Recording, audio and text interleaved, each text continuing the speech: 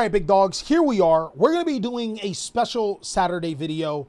We're going to be talking about why Orcust has all of the potential to be a meta Yu-Gi-Oh deck. If you guys don't know who I am, hi, I'm TheCaliEffect. I make some pretty amazing videos, so consider subscribing. And these are the type of videos I actually want to post on my other channel, TheCaliEffect Clips. So if you guys want to see more streaming content and stuff like that, I will be posting way more on that. The Orcust deck is actually really fun. And today, I'm going to be breaking down why I think that this deck is going to be one of the more powerful decks in the game and some things that can happen to make this deck even stronger. One of the things that I think can happen is the potential ban list that's coming up. We still have some cards that are Orcust support that's on the ban list. Take, for example, Nightmare Mermaid, which essentially is Fiendsmith combo before Fiendsmith. If that card actually does come off the list in any capacity, Orcust will be really strong. And it's already a strong deck now. It's topped quite a few events. But let's go ahead and break down what exactly I'm playing. I'm going to be playing a pure version. I think the other versions like Azamina or there is a Mitsurugi version of the deck are absolutely insane. But I'm just going to be breaking this down as a pure version. And of course, YouTube is going to be asking questions. So let's go ahead and start off with the Orcust monsters. There's 3 copies of Girsu Mech Knight Orcust. I got to move that over so you guys can actually see.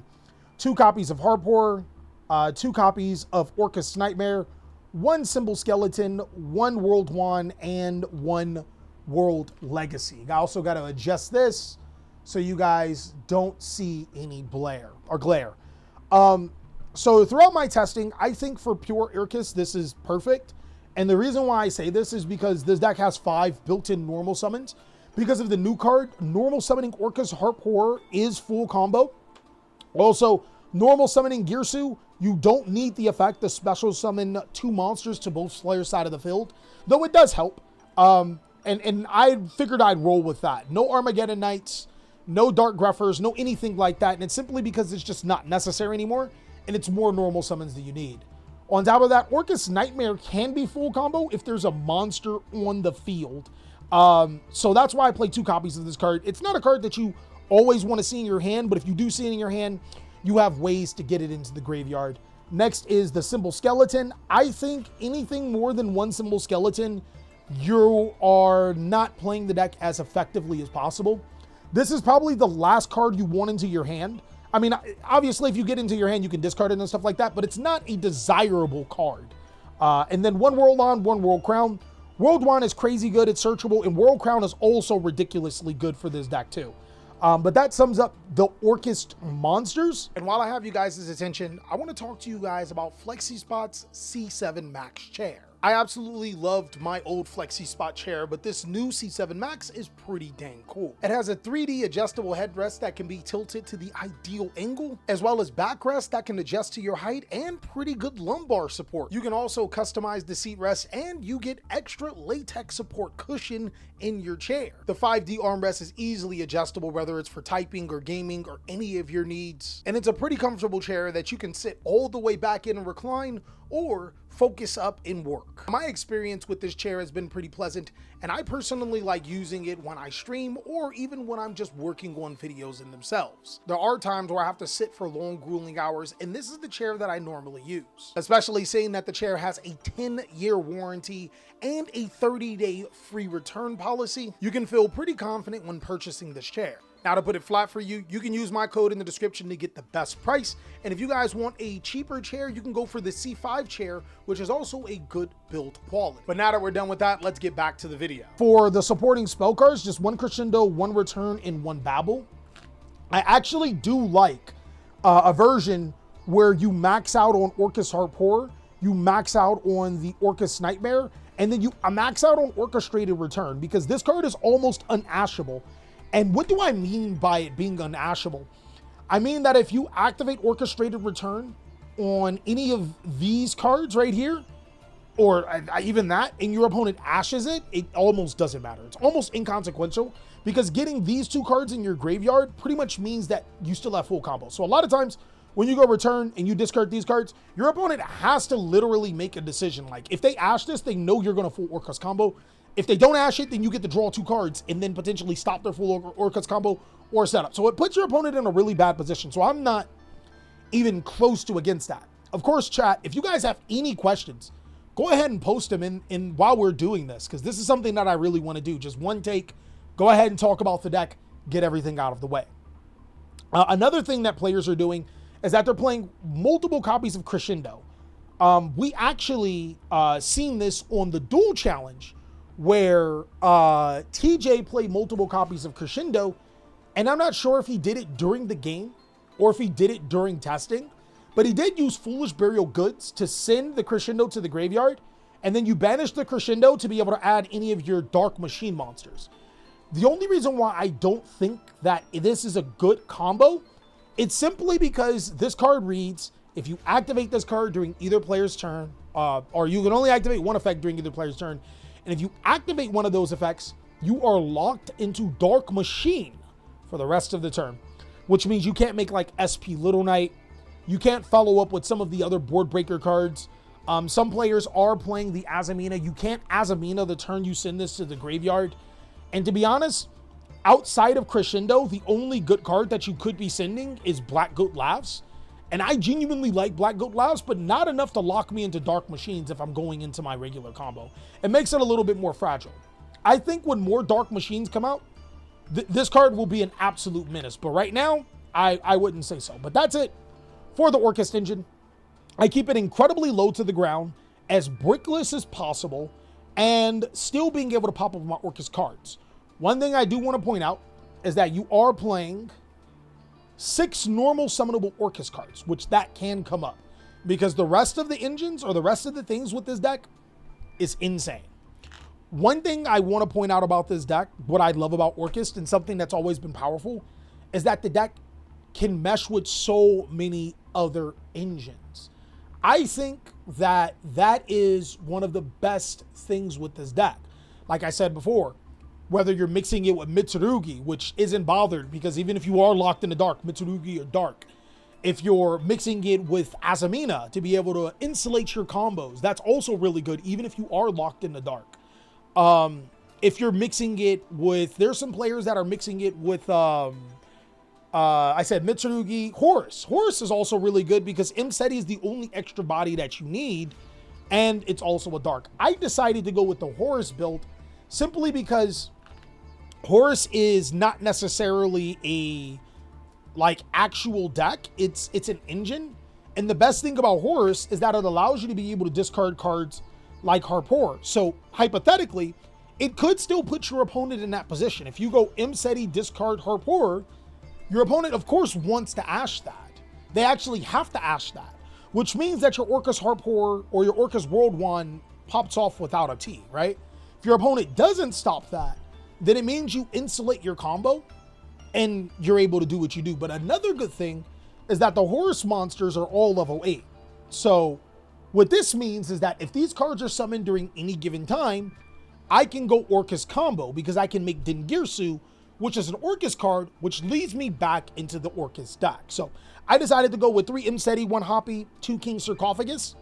The reason why I don't think you should play any of the other Horus cards in this deck, and if you guys think that I'm wrong, then go ahead and let me know, is simply because you can't summon Duamultef or Kebs to your side of the field if you've activated any of your Orcust cards. Keep in mind, they're Earth and Water, respectively. The only reason why I played Hoppy is because not only is it the best effect, like having your opponent get rid of your cards, brother, it's insane. But also it is, you do need to play another target for this deck. And sometimes you do need to discard with the King Sarcophagus. Horus engine YouTube, let me hold it. I'm broke. If you guys can't afford the Horus engine, I think that the big engine, you guys remember what I was talking about? Playing the big engine and maxing out on your orchestrated returns. I think that that could be solid.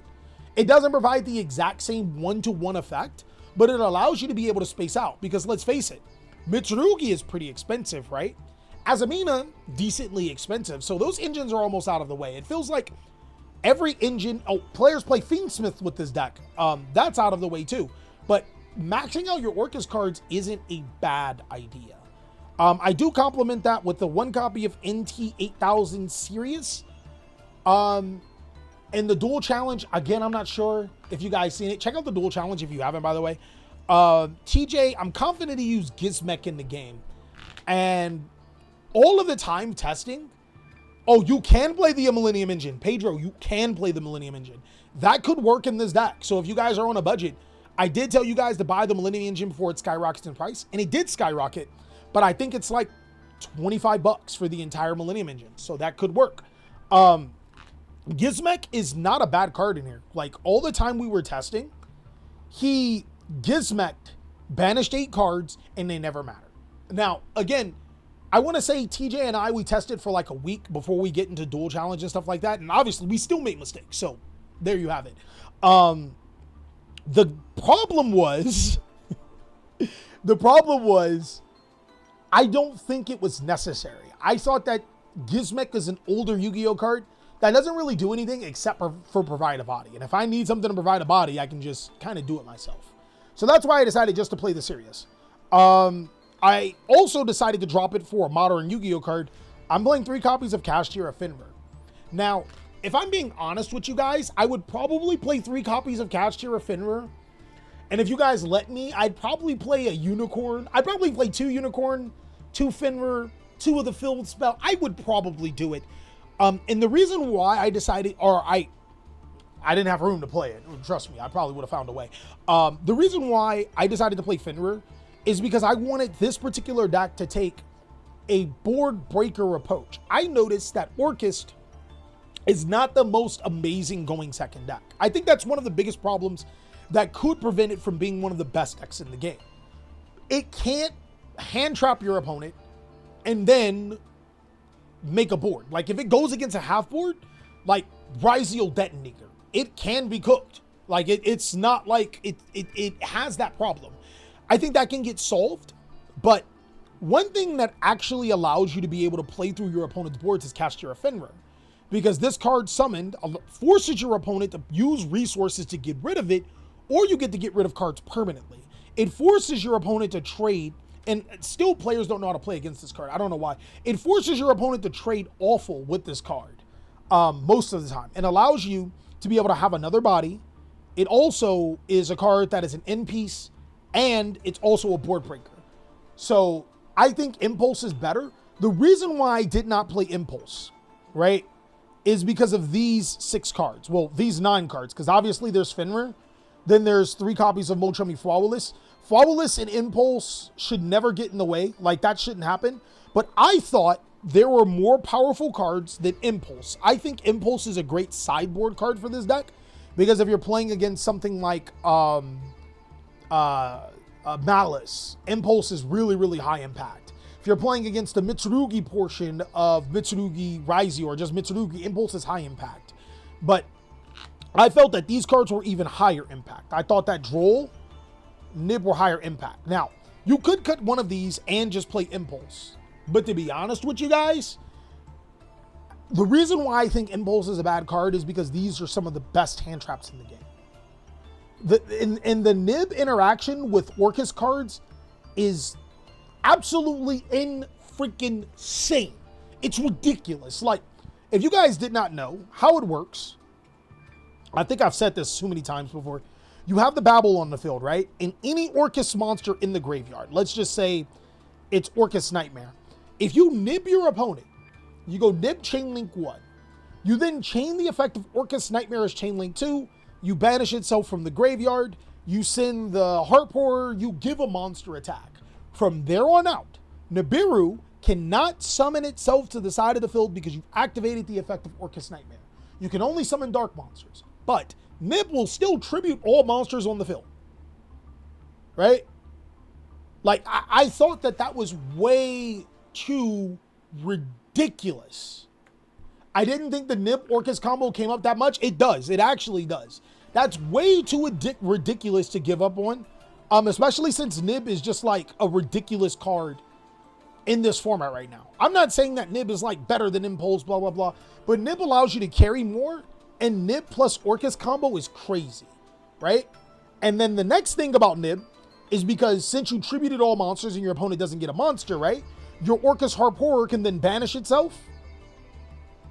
You can then summon Girsu, and then on the following turn, Girsu can summon the tokens that you'll need. And you get Nib in your hand for the next turn. Like, Nib becomes an infinite card. Gradient Slicer can only banish from extra in hand, but not both, at least in a TCG. I could have swore it could have banished from extra in hand, but let's stay on topic here, guys. I thought that was insane, but also Droll and Lockbird I think is absolutely insane. TJ showed me this in the duel challenge where I Molchari'd him, and he was going to have to give me a lot of cards, and he drolled himself. I thought that was way too good to give up. If your opponent Molcharmies you, you can droll yourself and still go full combo. I thought that these cards were way too good than the risk playing Impulse, especially when I can take out Impulse, which only trades one card for one card, and put a card like Fenrir, which gets a body, is a discard, is a board breaker. Like, this card has a little more versatility, from my opinion, and I couldn't play Impulse with these cards. The only reason why I play Ash Blossom is to stop Charmy, to be honest. I don't think Ash Blossom is a great card this format. I think that its sole function is to stop the Charmies. You're not going to find... Well, I mean, I'm lying. You're going to find some situations where it does get you a lot of value. But then it's not like all of the time, right? But yeah, these 6 cards are to stop the Charmy. This is to stop my opponent from comboing. Or force them to make a half board at very best. And this is to help me board break. Does so much. This is to get me resources.